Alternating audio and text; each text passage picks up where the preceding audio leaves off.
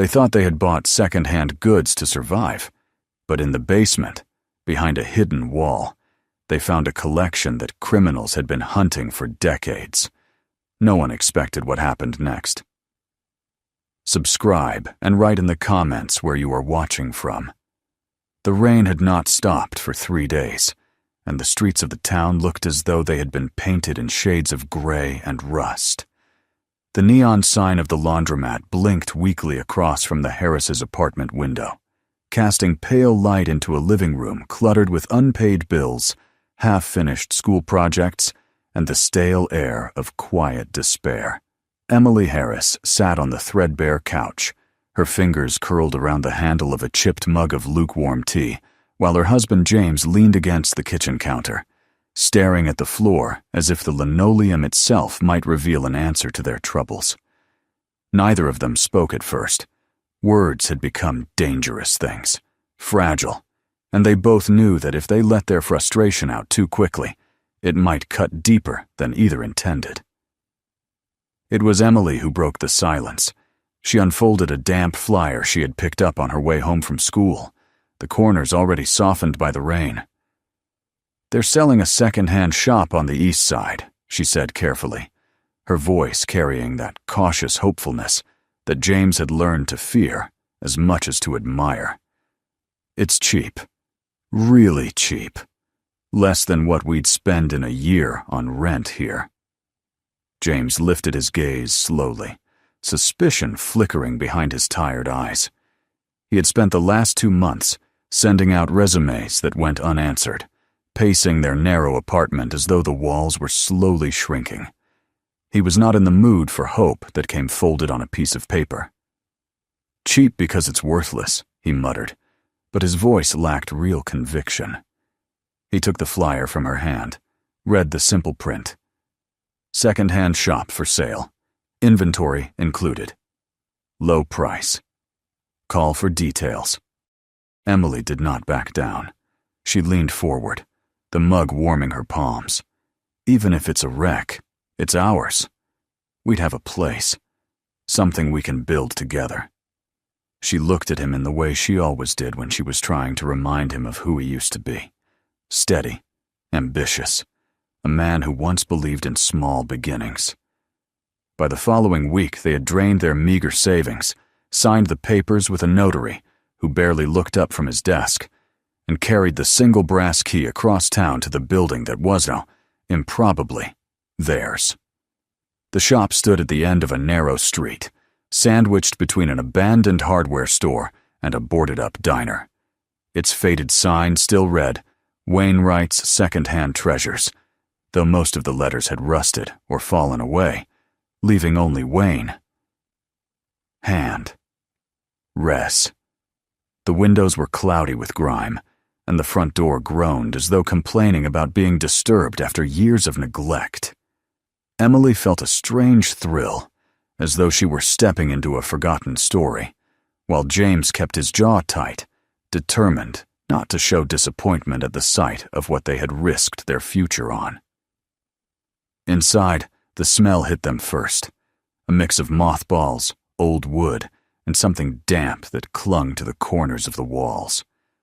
Dust floated in the pale light that struggled through the dirty windows, catching on piles of outdated clothing, stacks of faded magazines, and chipped furniture that looked as though it had been placed there decades ago and never moved again. The shelves sagged under the weight of forgotten things, and cobwebs stretched lazily from one cracked display case to another. James walked through the aisles with slow steps, kicking at a collapsed box that spilled its contents of tangled cords and yellowed paperbacks. "This is what we bought," he said flatly. "This is what we emptied our account for." But Emily was already moving toward the counter at the back, where a dusty cash register sat like a relic of another time. She touched the wood beneath her fingertips, and instead of despair, she felt a strange sense of possibility. The shop was not dead. It was sleeping. She could imagine new paint on the walls, fresh shelves, warm light. She could imagine people coming in, browsing, laughing, buying, filling the place with life again. Behind the counter, half hidden under a pile of boxes, was a door that led to the basement. When James pulled at the handle, it rattled, but didn't open. The lock had rusted shut. He frowned, gave it another tug, and the sound of cracking wood echoed faintly in the quiet. "Strange," he murmured. The deed mentioned a basement. The next few days passed in a haze of cleaning and sorting. Emily scrubbed shelves until her hands ached, while James hauled broken furniture to the dumpster out back. They discovered forgotten relics of the shop's past, old ledgers with faded handwriting, receipts dated decades ago, photographs of the previous owner standing proudly by the front door in a suit too big for his frame. Each discovery deepened the mystery of why the shop had been sold so cheaply. But they pushed those thoughts aside, telling themselves it was simply neglect, nothing more. On the fourth evening, when the air grew heavy with the smell of rain-soaked asphalt outside, James returned to the stubborn basement door with a crowbar. The sound of splintering wood rang out as he forced it open, and a rush of cold, musty air swept upward, carrying the scent of something that had not been touched in years. They descended together, flashlight beams cutting through the darkness. The basement was larger than expected, stretching farther under the building than the size of the shop above suggested. The floor was concrete, cracked in places, and the walls were lined with wooden shelves filled with boxes that sagged under the weight of time. Emily's heart beat faster as she brushed her hand along the wall. The beam of her flashlight caught on something unusual, a panel that did not quite match the rest. Its color was different, the wood newer, less weathered. She called James over, and together they pushed at it. It gave way with surprising ease, revealing a narrow passage beyond. The space behind the panel was small, but deeper inside, another door waited, heavy and metal, with a lock that had long since corroded. James set the flashlight down, wiped sweat from his brow, and set to work with the crowbar again. It took time, and the sound of metal groaning echoed in the basement like a warning, but finally, with a final crack, the door yielded. The hidden room was silent and still, untouched by the years. Rows of wooden crates stood stacked neatly against the walls, each marked with faded chalk numbers. Dust lay thick on every surface, yet the air felt strangely preserved, as though the room had been sealed with deliberate care. Emily approached one crate cautiously, her hands trembling as she pried it open. Inside, carefully wrapped in layers of cloth and paper, was a dress. No ordinary dress, but a couture gown from the mid-20th century, its fabric shimmering faintly even under the weak light. She gasped, reaching for James. Together, they opened another crate and another. What they found left them speechless. Shelves of pristine vinyl records, many signed by legendary musicians. Rare first editions of books, bound in leather and gold. Jewelry boxes filled with pieces that glimmered with unmistakable value. Every box revealed something more extraordinary, more impossible. James dropped to his knees, running his hand over a stack of records, as though trying to convince himself they were real. "Do you know what this is worth?" he whispered, his voice raw. "Emily, this isn't junk. This is millions." Emily felt dizzy, as though the ground itself had shifted beneath her. She looked around the hidden room, at the silent testimony of whoever had collected and hidden these treasures. Her voice barely rose above a whisper. Why would anyone leave this here? Why not sell it? Why not use it? There was no answer in the darkness, only the weight of secrets long buried. They sat among the crates, their minds spinning, the enormity of what they had stumbled upon pressing down on them like a storm.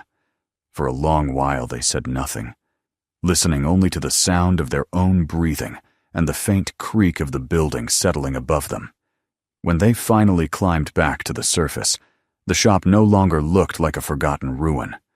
To Emily, it was now a doorway into a mystery, into a future neither of them had imagined. For James, it was a temptation, a promise of wealth that had fallen into their hands.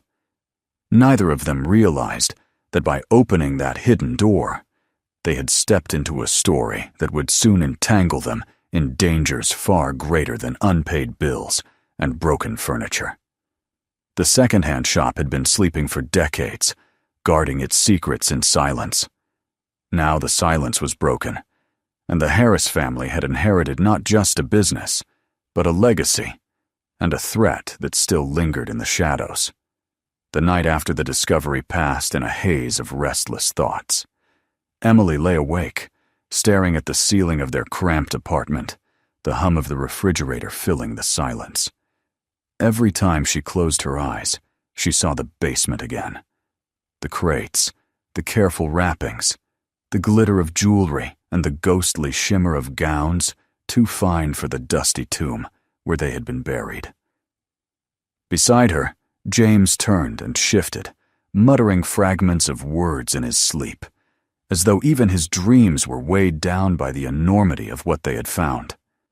By morning, the exhaustion between them had deepened, yet beneath it flickered something electric, a nervous anticipation that neither could name aloud. When they returned to the shop, the daylight seemed sharper, the building less of a ruin and more of a mystery. James immediately wanted to return to the basement, to open more crates, to take inventory, to touch each treasure again, as if repeated contact might confirm their reality. Emily hesitated, standing in the middle of the dusty floor, her arms crossed, the cautious voice of reason rising within her. "We should be careful," she murmured. "If anyone knew about this." Her words trailed off unfinished. James gave her a look that was equal parts frustration and excitement. No one knows. That's the point. It's been down there for decades, untouched. It's ours now. For the rest of the morning, they busied themselves with sorting. James carefully unwrapped a stack of vinyl records, his hands trembling as he revealed a series of autographs from names that carried weight far beyond their small town. Emily handled the books, their leather bindings creaking as she turned the pages of first editions she had only ever seen referenced in libraries. They both knew, though neither admitted it aloud, that the value of what they were holding was staggering. Even selling one of these pieces could wipe away their debts, buy them a house, change their lives in an instant. It was James who first gave voice to temptation. As they sat at the counter in the late afternoon, the sunlight slanting through the grimy windows, he held up a signed record, with a grin that seemed foreign on his weary face. Imagine what this alone would fetch online. Thousands, maybe tens of thousands. We could pay off the credit cards, maybe even get the car fixed. His eyes gleamed as he spoke, the words spilling out faster, as though he had been waiting all day to say them. Emily frowned, her unease growing. And what happens when someone asks where we got it? When people start asking questions we can't answer? This isn't a yard sale find, James. This is a hidden collection. It feels like it was never meant to be sold. She tried to keep her tone calm, but he could hear the fear in her voice. That night, while Emily cooked a modest dinner of rice and beans, James sat with his phone at the table. He took a photograph of the record, adjusting the angle so that the signature caught the light. He hesitated only briefly before posting it on a collector's forum, his heart pounding with both guilt and excitement. By the time they finished eating, replies were already flooding in. Offers, questions, urgent pleas for contact. James scrolled through them with wide eyes, his pulse racing. Emily noticed the glow of the screen, leaned over, and her stomach dropped as she realized what he had done. "Are you insane?" she hissed, her voice sharp with panic. She grabbed the phone from his hand, scanning the responses. Some were harmless enough, enthusiastic collectors marveling at the find. But others felt different, darker. Short messages offering cash with no conditions, requests for private meetings, people demanding to know his location. She slammed the phone down on the table. "You don't know who these people are. You could have just painted a target on our backs." James tried to defend himself, but the argument that followed cut into the night. He spoke of their debts, of their desperate need for relief, of how one item wouldn't matter. Emily countered with her fears, her sense that the collection was not theirs to strip apart, that they had stumbled into something larger than they understood. By the time they fell into bed, both were exhausted, the weight of their choices pressing down heavier than ever. 2 nights later, the first real sign of danger appeared. James arrived at the shop early in the morning to find the front door ajar, the lock mangled, the wood splintered. Inside, nothing seemed missing at first glance, but the unease in his chest was undeniable. He called for Emily, who rushed over, her face pale as she saw the damage. Someone had tried to break in, and though they had not reached the basement, the implication was clear. Someone knew or suspected that there was more here than dust and discarded clothes.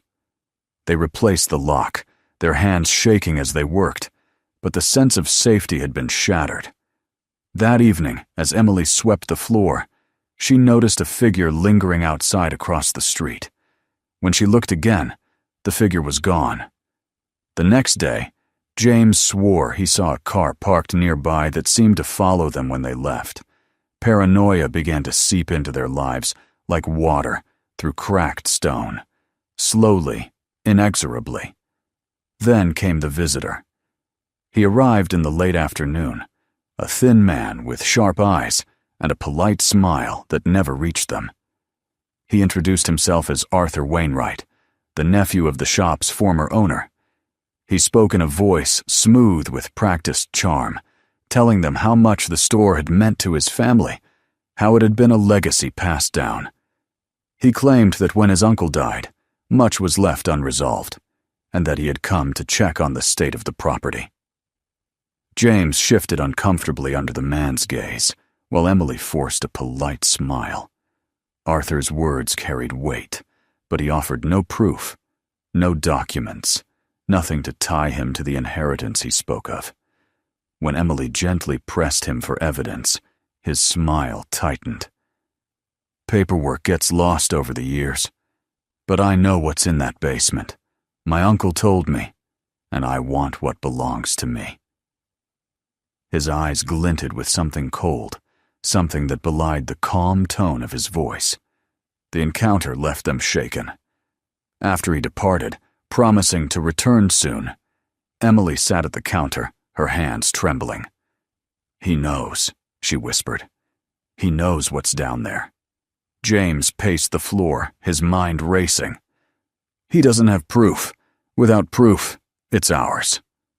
But even as he said it, he felt the truth gnawing at him. The collection was no longer a secret between them. That night, Emily searched through old newspapers in the public library, desperate for answers. She found articles from decades past mentioning the shop's owner, a man named Charles Wainwright, who had been both admired and suspected.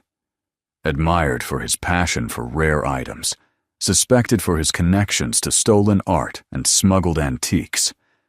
Nothing was ever proven, but whispers clung to his name like shadows.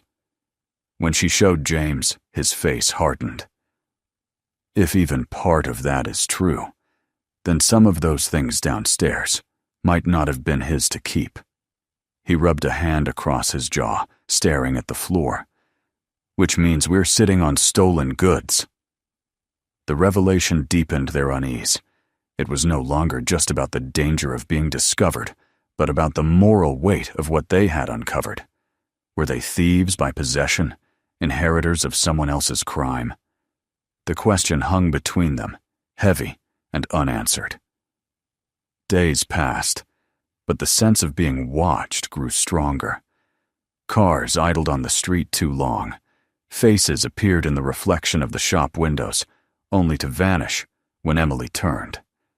The phone began to ring at odd hours, the line falling silent when answered. And all the while, the memory of Arthur's visit pressed on them like a storm on the horizon, a promise that the peace they had clung to was slipping away. Emily lay awake one night, listening to the creaks of their apartment building, her heart racing with every sound. She reached for James, who lay staring at the ceiling, his jaw tight, his mind elsewhere. Neither spoke, but both knew that something had been set in motion, something they could no longer control. The second-hand shop had once seemed like a chance for renewal, a small miracle in their otherwise heavy lives. Now it was becoming something else entirely, a trap, a magnet for eyes and hands that reached from the darkness. The treasures hidden beneath their feet had become a beacon, and in its light, dangers were gathering. They had opened a door to fortune, but with it they had invited the first shadows of peril, and those shadows were only beginning to lengthen. The shop no longer felt like theirs. Each time Emily turned the key in the lock and stepped through the creaking door, she felt as though she were intruding on a place that had already been claimed, as though unseen eyes followed her every movement. The air was heavy, the dust thicker, and the silence more accusing than ever. James tried to move with confidence, forcing a brightness into his voice whenever he spoke, but it rang hollow. They both knew that something had shifted since the visit of the supposed nephew. The collection in the basement was no longer just a hidden fortune. It was a secret, exposed, fragile and dangerous, dangling in the balance between desire and fear. It was on one of those tense mornings that Emily found the notebook. She had gone into the basement alone while James ran errands, her flashlight beam cutting across the rows of crates like a cautious hand brushing against the unknown. She had intended only to check that everything remained undisturbed, to reassure herself that the treasures were still there, untouched. But as she passed the far wall, her foot knocked against a small wooden box pushed carelessly into the shadows. Inside, beneath yellowed receipts and brittle scraps of paper, was a leather-bound book, its cover cracked with age. She carried it upstairs, her hands trembling as though the book itself might bite her. Sitting at the counter, she opened it and began to read. It was not a ledger like the others they had seen, but a personal notebook. The entries were uneven, written in a hurried hand, full of half-finished thoughts and scattered reflections. The owner of the shop, Charles Wainwright, had left behind fragments of his mind, a mixture of pride and paranoia, joy and regret. Some passages were filled with meticulous detail about acquisitions, dates, places, names of sellers whispered in secrecy. Others dissolved into ramblings about betrayal, about promises broken, about the danger of letting beautiful things fall into the wrong hands. Emily felt a chill as she read the final entries. They spoke of being followed, of men who wanted what was not theirs, of hiding the collection not just for safekeeping, but for protection. One sentence repeated itself like a prayer. They must not have it. Better buried than broken. When James returned and found her pale, clutching the book, he read the entries with growing unease. His expression hardened. "So he knew," James said quietly. "He knew people were after him. And if he was right, they're the same kind of people who are after us now." Their suspicions were confirmed sooner than they expected. That evening, the phone rang again, its shrill cry cutting through the quiet like a knife. James answered, his voice guarded, and a low, rasping voice spoke on the other end. "You've got something that doesn't belong to you," it said, the words deliberate, menacing. "You can make this easy, or you can make it hard." Then the line went dead. Emily's heart pounded in her chest as James slowly set the receiver back in place. The room felt suddenly smaller, the air heavier, the shadows deeper. For the first time, she wished they had never opened the crates at all. The next day, they found the front window cracked, a long line splintering across the glass, as though someone had struck it with a pipe or a bat. Nothing had been stolen, but the message was clear. The shop was no longer just a place of business, it had become a battlefield. Desperate for guidance, Emily insisted they seek legal advice. They met with a local attorney in a cramped office lined with dusty law books. The man listened to their story with raised brows, his skepticism plain. "Without documentation," he explained, tapping his pen against the desk, "you cannot claim rightful ownership. If this collection was hidden intentionally, it may be considered stolen property. At best, it could be claimed by surviving relatives. At worst, it could be seized entirely by the state or by rightful owners who can prove theft." His words struck like blows. They left the office more uncertain than before, with fear pressing closer at their heels. James refused to accept defeat. That night, long after Emily had gone to bed, he lingered near the window, staring at the street outside. A car idled there longer than it should have, its headlights off, a shape unmoving behind the wheel. The next day, he made a decision. He followed the man who had called himself Arthur. It was a reckless move, but desperation had clouded his judgment. Arthur met with others in a diner on the far edge of town, men who wore tailored suits too fine for their surroundings, men whose laughter carried a sharpness that made James's blood run cold.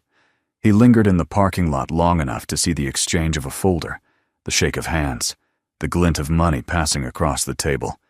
He returned to Emily pale and shaken. "They're not relatives," he said, his voice low. "They're connected. Criminals, collectors, whatever you want to call them. They've been after this for years." From that moment, the sense of looming danger sharpened into certainty. The shop was no longer theirs to enjoy. It had become prey, and they were caught in the hunt. The tension between them grew heavier. James grew restless, insisting they take what they could and sell it before it was stolen. Emily clung stubbornly to her belief that stripping the collection apart would betray something greater, something almost sacred. Their argument stretched into the night, both of them knowing that the longer they waited, the closer the danger crept. It was on a stormy night, the wind rattling the shutters and rain lashing against the roof, that the threat became reality. The back door shuddered with a crash, and heavy footsteps echoed in the shop above their heads. Emily's scream caught in her throat as James pulled her into the shadows of the basement, his eyes wild with fear. Voices filled the air, harsh and commanding. "Find it! They hid it here!" The intruders moved with purpose, not like thieves, but like men reclaiming what they already considered theirs. The sound of crates being overturned, shelves collapsing, glass shattering filled the air. Emily clutched James's arm, every muscle in her body trembling. They had nowhere to go, no escape. If the men found the passage to the hidden room, it would all be over, not just the collection, but perhaps their lives as well. For long, breathless minutes, they remained in the darkness, listening to the destruction above, the thud of boots, the harsh bark of orders. Finally, the footsteps retreated, the door slammed, and silence returned. When they crept upstairs, the shop was a ruin. Merchandise lay scattered, the counter overturned, the window shattered completely. But the basement door remained closed, the secret still safe for now. Emily sank to the floor, tears streaming down her face. James stood motionless, staring at the wreckage with a look that was not just fear, but fury. "They'll be back," he said, his voice hollow. "And next time, they won't leave without it." The collection that had once seemed like a miracle had become a curse. They had stepped into a story they did not understand, a game played by men far more ruthless than they had ever known. The question was no longer whether they could keep the collection, but whether they could survive it. And as the storm outside roared into the night, they both knew that the danger was only beginning. The morning after the break-in, the world outside looked deceptively calm. The sky was a pale blue, the sun climbing steadily over the rooftops, children walking to school with backpacks bouncing on their shoulders, as though nothing in the world had shifted. But inside the second-hand shop, the devastation was a silent reminder of what had happened. Shattered glass still crunched beneath their shoes. Shelves leaned drunkenly against the walls, their contents strewn across the floor like discarded memories. Emily stood in the middle of it all, her hands trembling at her sides, her face pale and drawn. James moved restlessly from one corner to another, lifting what he could, setting it aside, his jaw tight with anger. He was a man running on the raw fuel of fear and defiance, but beneath it Emily could see the exhaustion that was threatening to break him. They had barely slept, taking turns watching the windows, jumping at every sound from the street. When the sun rose, James finally sank into a chair, his face buried in his hands. "We can't live like this," he muttered, his voice muffled. "We can't wait for them to come back and finish what they started." Emily sat beside him, her eyes burning. "Then what do we do? Sell it off before they take it from us?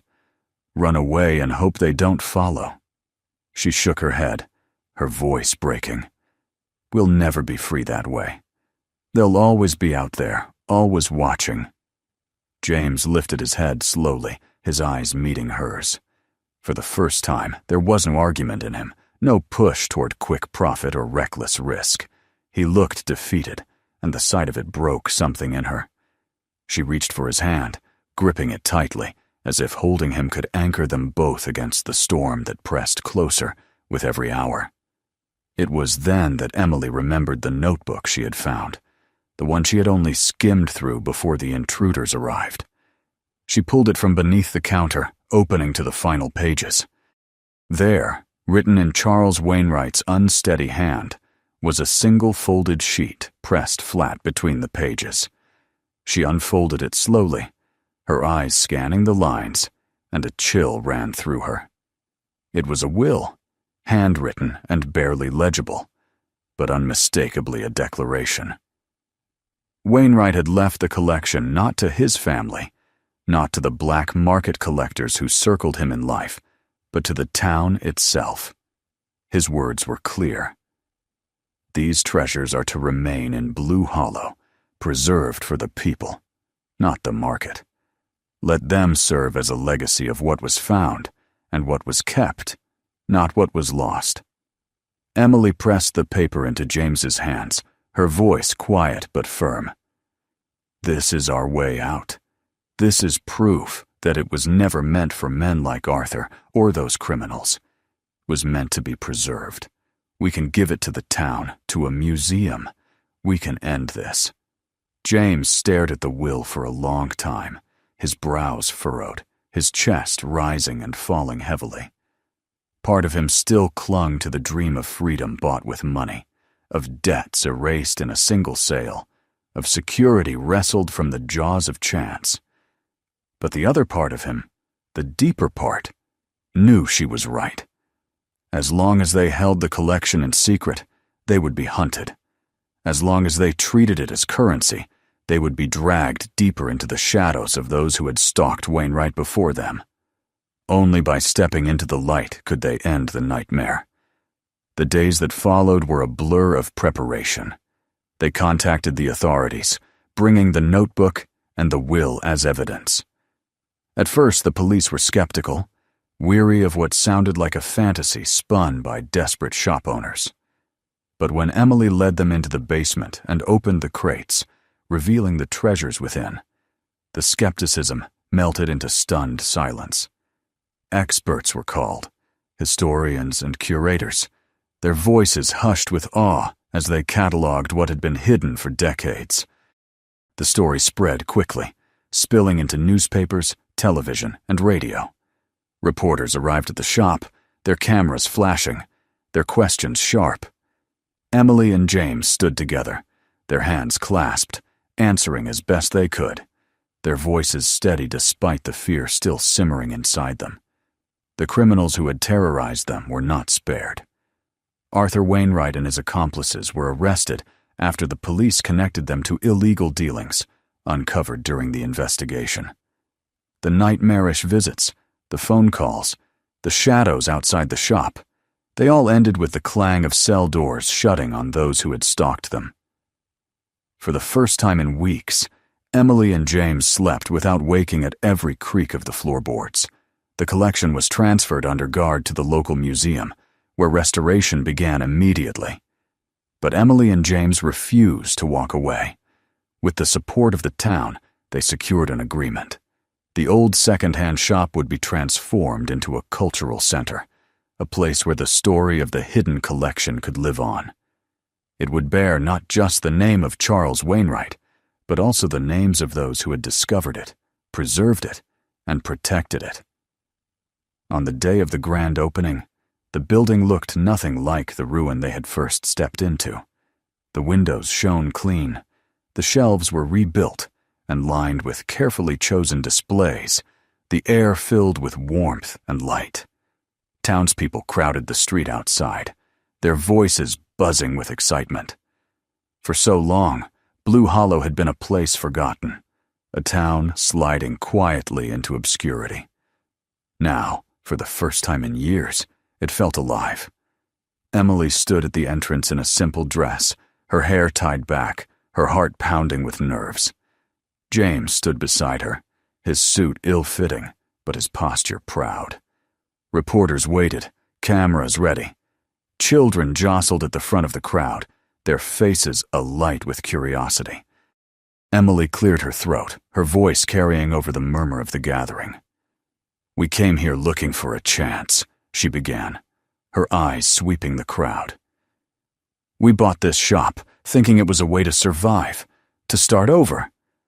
What we found was more than we ever could have imagined. But it wasn't meant for us alone.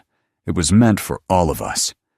For this town, for the people who built it and kept it alive, even when hope seemed gone. Today, we open these doors not to sell, but to share. This collection belongs here, with you." Applause rippled through the crowd, growing louder, swelling into cheers. The ribbon was cut, the doors opened, and the people of Blue Hollow streamed inside, their voices filled with wonder as they saw the treasures laid out beneath the lights. The shop that had once been a tomb of dust and silence was alive again, beating like a heart at the center of the town. In the weeks that followed, life changed in ways Emily and James could never have predicted. Tourists began to arrive, filling the small cafes and diners, bringing money and opportunity to a place long forgotten. The streets felt brighter, the people prouder. And though Emily and James had not become wealthy in the way they once imagined, they had gained something far greater: respect, safety, and a purpose that stretched beyond themselves. One evening, as the sun set behind the hills, Emily and James stood outside the shop, watching families wander through the exhibits, their laughter spilling into the street. James slipped his arm around her shoulders, pulling her close. "We did the right thing," he murmured. "We gave it back, and somehow, we found more than we lost." Emily leaned against him, her eyes lingering on the sign above the door, now gleaming in the twilight. It read, "The Wainwright Legacy, preserved in Blue Hollow." Beneath it, in smaller letters, another line had been added: "Discovered and safeguarded by Emily and James Harris." She smiled, a soft, weary smile, the kind that carried the weight of everything they had endured and the relief of finally being free. For them, the story of the hidden collection had begun as a desperate gamble, a risk taken in the hope of survival. It had nearly destroyed them, dragging them into shadows they never wished to know. But it had ended as something else entirely, a reminder that some treasures are not meant to be sold, but to be shared. That sometimes survival means more than clinging to wealth. It means choosing legacy over greed, community over fear, truth over lies. And as the lights of the shop glowed warmly into the night, the Harris family finally felt what they had been chasing all along. Not riches, not escape, but a sense of belonging, of peace, of home. If this story moved you, make sure to subscribe so you don't miss the next one. Take a moment to watch our other videos for more powerful stories still to come. And don't forget to share this video with your friends and family. Some stories are too important to keep to yourself.